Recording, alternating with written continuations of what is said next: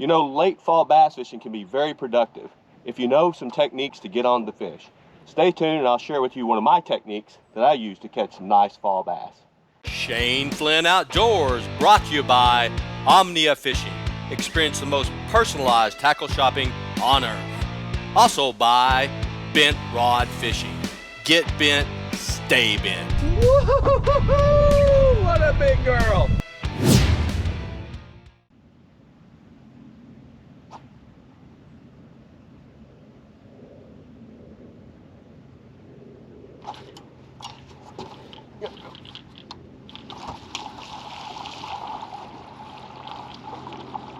Come on. You want to jump, I'm not going to let him jump. Oh, yeah. Nice 2-pounder on the hair jig there. Yeah. You know, this is November. The water is getting cold. I'm down here on a drop-off, fishing this big hair jig. See if I can get some more. That's a nice 2-pounder there. 2.5 probably. 2.5 pounder. There you go, buddy. Thank you much.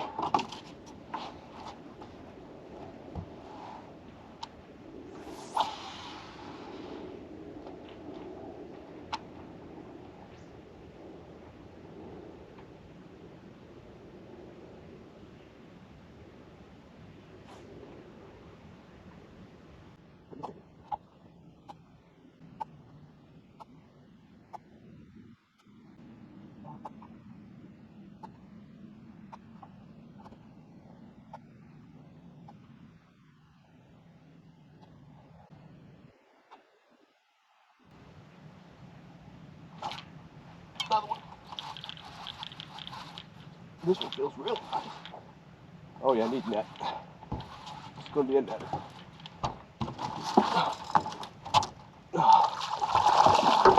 There you go. Not quite a netter. Not quite a netter. Another 3-pounder. I didn't want to swing you in the boat. There we go. Yeah. There we go. Another hair jig bass. 2.5 pounds. Ain't nothing wrong with catching 2.5 pounder, especially in the cold of November. Thank you, buddy. I thought he was a little bigger than that when he hit it.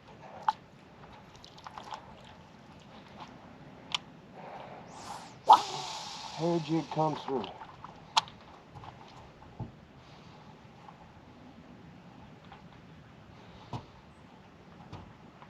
So all I'm doing with this hair jig is I'm letting it drop to the bottom. And in the summer when I fish this deep, I give it real hard pumps. I'm giving it about half that here in the winter. Just pop it up. You know, not a big violent pump. Just a good, I just seen a bass there. Just a good, you know, get it off the bottom pump. Because what I'm seeing is the bass are down they're about 14, 15 feet right on the bottom. And I'm just bringing it by them and just probably bring it, when I pump it, 2 feet up. And let it go all the way down to the bottom.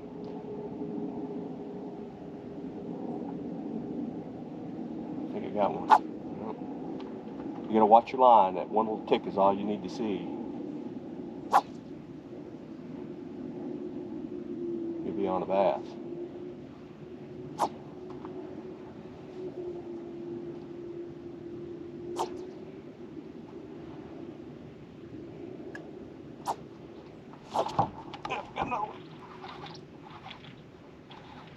Oh, he feels good too. He's pulling the boat. Let's see how big he is. Huh. Holy cow. It's a pike, but there was a big old bass right next to him trying to eat the jig out of his mouth. Holy cow, that's a 4 or 5 pound bass trying to eat the jig out of his mouth. Interesting. Come here, pike, pickerel, whatever you are. Yeah, that bass was right on this pike trying to eat this out of his mouth. Get on out of here. Man, he nicked my line up good though. I'm gonna have to retie.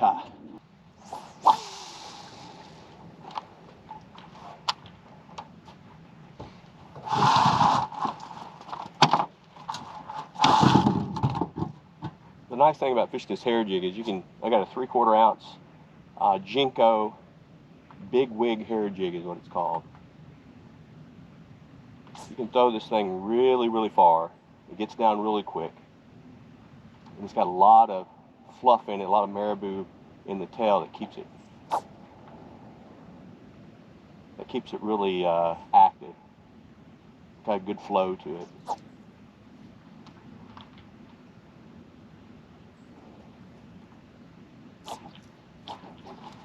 Another one. Come on.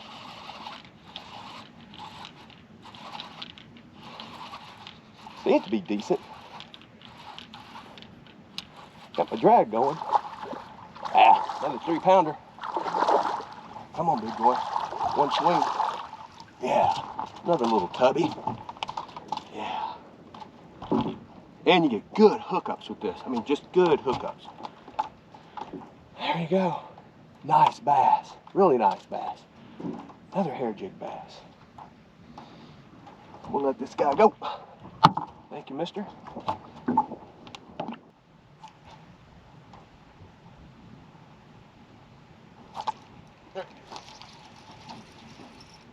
I really couldn't resist.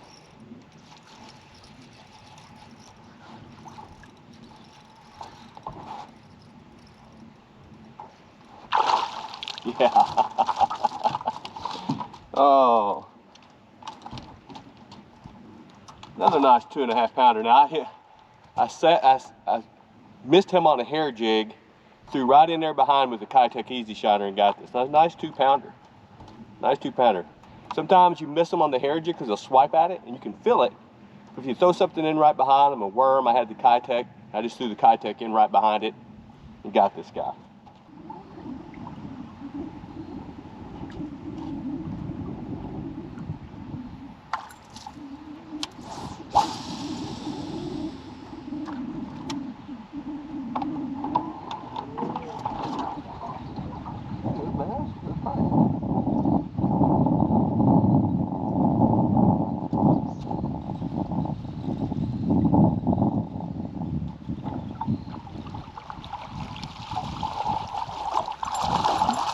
Hey, Mr. Bass, we're here on a spinnerbait. Nice 2-pounder on a spinnerbait. Wind picked up, and I thought, might as well try the bass in the grass.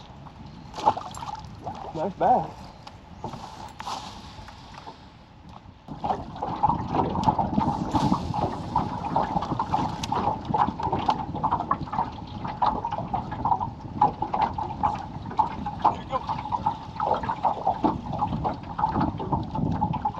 Come on, buddy.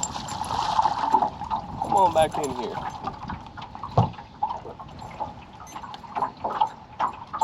Another bass, a little smaller. Yeah, the wind's picked up, and you know, when the wind gets going, it's a pretty good idea to get out that spinnerbait in the fall, because the bass will move up and get on the bait fish, and that's exactly what they're doing. Hey everybody, had a pretty good productive day here fishing the hair jig. I've already talked to you about the retrieve and everything, about how to fish it a little bit different than you fish in the summertime, so I won't go over it again, but a couple things that I will add. I broke my 3/4 ounce hair jig off. It was white and blue. You probably see this is a different one. This is a 1/2 ounce. Probably want to at least have a 3/4 or a 1 ounce hair jig. I only had 1/2 ounces left in the tackle box. Time to buy some more. The 1/2 ounce, if you're getting down there past 15 feet, doesn't get down there very fast, and then it's okay for floating down, but it doesn't get down to the bottom very fast. So I'd recommend a 3/4 to a 1 ounce hair jig when the fish are on the bottom. The other thing I would tell you is always have something ready to throw behind the hair jig if you miss a fish. So I've missed a bass on the hair jig. I picked up my Kitech Easy Shiner, threw it right back in behind him and caught him. Now, it doesn't have to be a Kitech. It could be a worm, a jig, or whatever you prefer, a Cinco. But have something ready to throw in behind if you miss a bass on a hair jig, because a lot of times when you whip it, they'll hit it and they don't get the hook. And it's nice just to throw something right in behind it, and you usually get a hook up on it, like I did today. There was an example there that I did today with the Kitech. So pretty good lure. The other thing I tell you is today the wind picked up. I caught about 3 or 4 bass on the spinnerbait. I threw a couple of catches in there. In the fall, when the bass are pushed back and you get a little bit of wind action, those bait fish are up in the shallows like they were today. They were all over. Pick up that spinnerbait. It's those little indicators where you can catch a few more bass when you see that wind blowing, and you can throw a spinnerbait, chatterbait, whatever you like to throw, and pick up a few more bass. So a really good November day. I'm pretty happy about getting out here. It's going to get colder, so I'll probably have on more clothes as the season goes on. But hey, thanks for tuning in, everybody, and until next time, tight lines and good luck fishing.